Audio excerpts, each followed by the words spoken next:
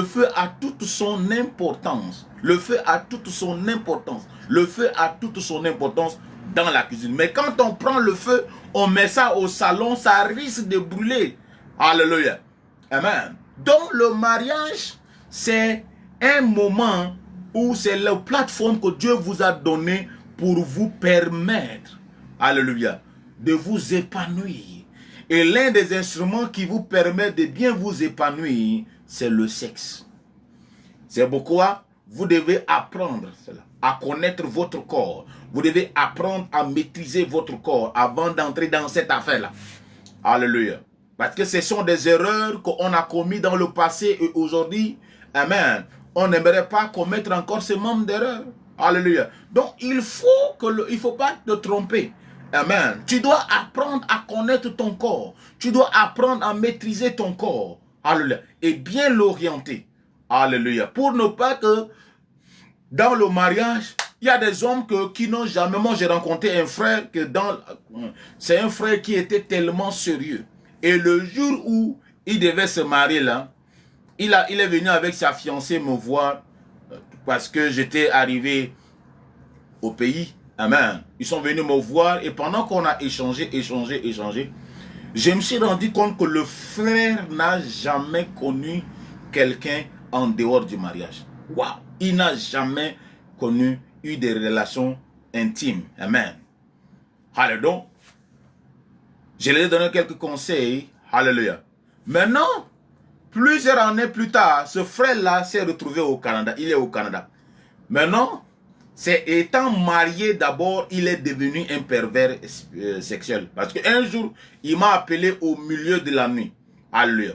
En pleurant. Il dit, papa, je suis confus. Parce que je n'arrive plus à comprendre. Il dit, quand je n'étais pas marié là, c'était facile que je puisse vivre l'abstinence. Mais maintenant, c'est difficile. Je couche avec les femmes partout et je n'arrive pas à maîtriser cela. Je n'arrive pas à comprendre. C'est pourquoi je vous dis, le mariage est un amplificateur. Si vous êtes un pervers et un possédé sexuel, le mariage va, même si vous montrez votre apparence sérieuse et vous dites à la sœur que je serai fidèle, je serai fidèle à toi. Vous promettez à toute l'assemblée que je serai fidèle à toi, elle. Tu serais fidèle à cette femme-là. Amen. Pendant ce temps, il y a quelque chose en toi là qui dit que toi là, tu ne peux pas être fidèle. Alléluia. C'est étant dans le marabout que tu vas comprendre que non, cette femme-là ne pourra pas te satisfaire, ne pourra pas te maintenir, te discipliner. Alléluia. Donc frère, tu dois prendre le temps et te discipliner. Même s'il s'agit de jeûner et prier pour que Dieu t'accorde la grâce de te discipliner sexuellement. Que tu décides de maîtriser ton corps. Tu décides de contrôler tes émotions. Tu maîtrises de dominer ta libido. Alléluia.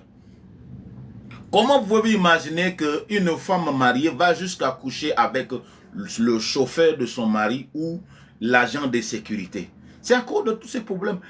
Maintenant, vous allez vous rendre compte, mais cette même sœur, quand elle n'était pas mariée, elle n'était pas dans ce genre de vie. Pourquoi? Parce que les gens ont cette compréhension que le mariage va les aider au moins à bien orienter cela. Ça, c'est mensonge. Le mariage ne fera qu'amplifier votre vraie personnalité. C'est pourquoi vous devez définir cela avant d'entrer dans le mariage. Avant d'entrer dans le mariage. Ça, c'est le point 3. Le quatrième point. Amen.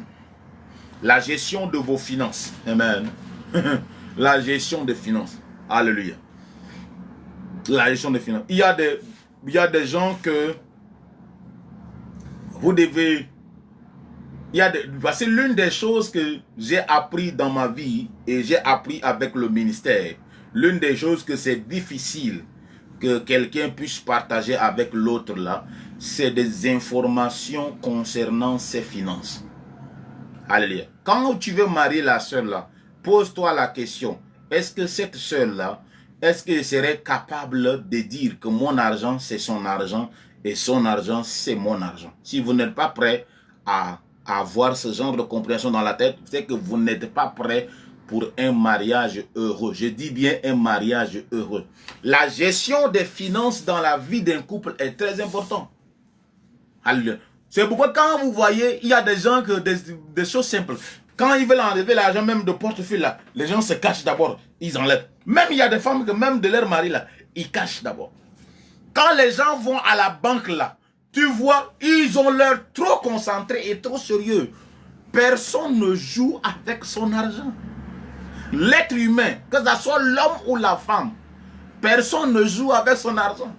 Alors donc, quand vous voulez vous marier, et surtout quand vous voulez marier la personne, vous devez vous poser la question, est-ce que je peux être capable de partager mon argent?